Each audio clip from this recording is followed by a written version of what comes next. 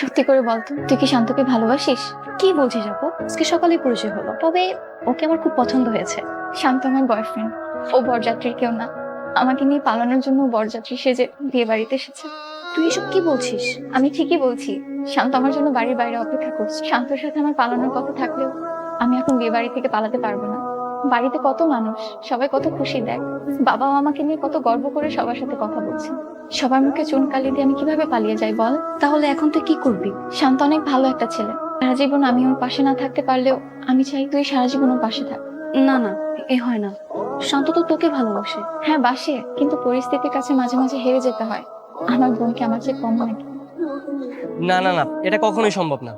আমি শুধু দীপ্তিকে ভালোবাসি, আমি আপনাকে ভালোবাসতে পারবো না। আপনি যদি আমাকে ভালো নাও বাসেন আমার কোনো সমস্যা নেই, কিন্তু দীপ্তি সবকিছু রেখে আপনার সাথে যেতে পারবেন না। আপনাকে একাই ঢাকা ব্যাক করতে হবে। প্রয়োজনে তাই করবো। ভালোবাসলে যে ভালোবাসার মানুষকে পেতে হবে এমন তো কোনো কথা নেই।